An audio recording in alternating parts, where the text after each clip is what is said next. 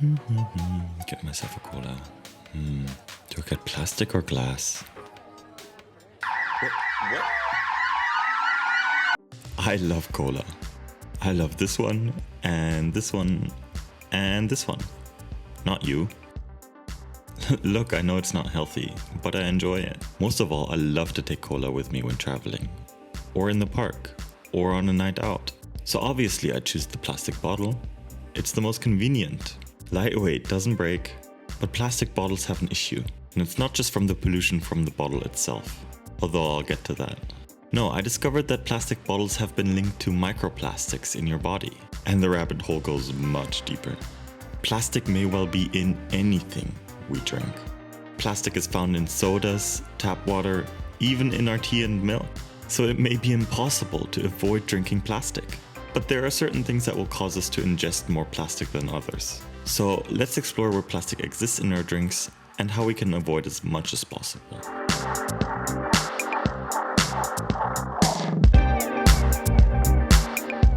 Our waters contain plastic. Yeah, this is nothing new. But you should know it's not just in the ocean. Our groundwaters and rivers have been found to contain microplastics as well. These provide the source for anything we drink. We use this water to provide necessary drinking water, no matter if by tap or by bottle. So from the source, our water is contaminated. Once we pump the water, it may be treated and filtered. During the filtering process, more plastic can contaminate the water.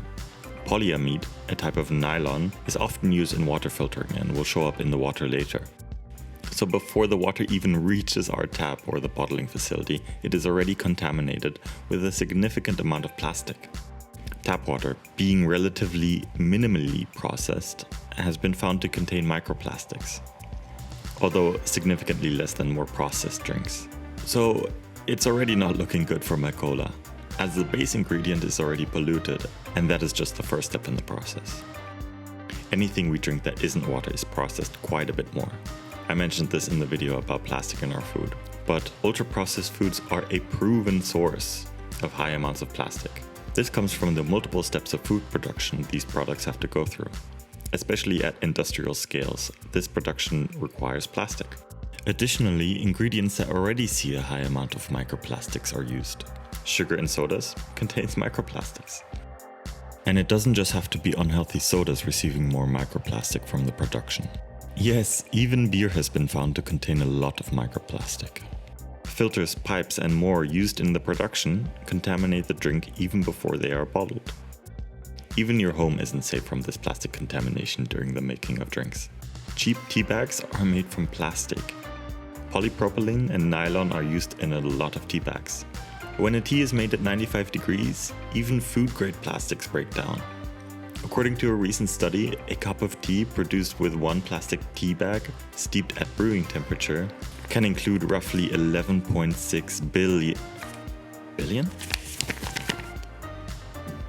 microplastics and 3.1 billion nanoplastics. It is an absurd number, and these plastic tea bags appear to be universal in mass-produced teas. Even less common paper tea bags can include pollutants that end up in your tea. There are these cotton bags I found from a local producer, and I'm sure they will produce significantly less plastic in my tea. But the most sure way to reduce plastic in tea is to just drink loose leaf tea. It only takes seconds away in convenience and will save you literally billions of microplastics. On top of that, it's cheaper in the long run. This may be the single easiest way and most effective way to reduce microplastic ingestion. So our drinks are infused with plastic from the start, but this is even before they get bottled. And the bottling process is a huge problem. Once the drinks are processed, they need to be bottled. The bottle of choice nowadays seems to be plastic, and it's obvious why. First and foremost, it is cheap to produce.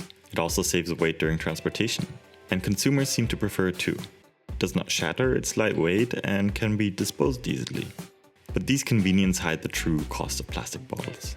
The production, especially the refinement of the oil, is very CO2 intensive.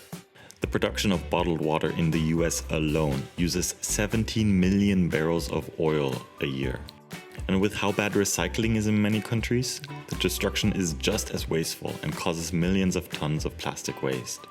when these plastic bottles land up in landfills, they will take hundreds of years to break down. And when they do break down, they just turn into more microplastic. The most immediate impact of plastic bottles can be seen by the microplastics that end up in our drinks. The degradation of the bottle during transportation, storage, and factors such as exposure to sun will leach more plastic into the water. PET, the plastic used to create plastic bottles, has been found in significant quantities in drinks bottled in plastic. This, plus the plastics used in filtering and purification, means that plastic bottled water can have in excess of 240,000 plastic particles per liter. So if plastic bottles are out of the question, aluminum cans seem like the next best option. They too are cheap, lightweight, and definitely don't leach more microplastic. But similarly to plastic, they have a huge environmental cost of production. And when cans are essentially single-use items, that cost will not be worth it. But there are good recycling options for aluminium. And when a can does get made from recycled aluminium, the environmental cost of production gets reduced greatly. Yet, with each cycle of a can, it needs to be completely remade. So even recycled does not mean free. But even with this, aluminium cans provide a tangible benefit to plastic bottles. They do, however, have a clear downside in that you can't close them once you open them up. Especially when on the go, this is a definite inconvenience. Glass bottles solve this particular problem. While there are bottles with caps, looking at you, these glass bottles with screw tops are super common here in Germany and so practical. Plus, they save me from excess amounts of plastic in my body. But yeah, glass bottles are heavy and can shatter. Personally, this is not a huge inconvenience for me, as I'm not usually throwing my bottles around much. And yes, glass bottle production isn't free either, but it's definitely better than non-recycled aluminium. But glass bottles have a secret trick up their sleeve. They can be reused. And in Germany, we have created a system that ensures virtually all glass bottles get reused. Pfand is the system where you pay a deposit on a bottle you buy. You'll receive this deposit back when you return the bottle. We have these machines where you insert a bottle and you get a receipt that you can turn into cash at the registry in return. And the system works amazingly. Apparently 98% of bottles get returned. This is an amazing ratio and better than any normal recycling scheme. The returned bottles will get cleaned and refilled. Yes, even the plastic ones. That is why you can often see bottles that look used with scratches in Germany. Glass bottles can be reused up to 50 times in the system. Plastic bottles only up to 25 times. Cans will also work in the system, but of course they can't get refilled, so will have to be remade. And for plastic bottles, the whole leaching microplastic issue still exists. There are a couple smaller issues with the system as well. Not every bottle qualifies for Pfand yet. Certain plastic bottles will only get recycled and not reused. Also, most other European countries don't have this system, so if you're traveling across countries, you might end up with a bottle that can't get returned. But overall, the Pfand system works so well that in Germany we love our bottled water. Yeah, it's true, despite having great tap water quality. But that's because many Germans prefer sparkling mineral water, and it's unlikely that this preference will go away. So actually optimizing the process in how we consume and reuse something can be a huge benefit to our environmental impact.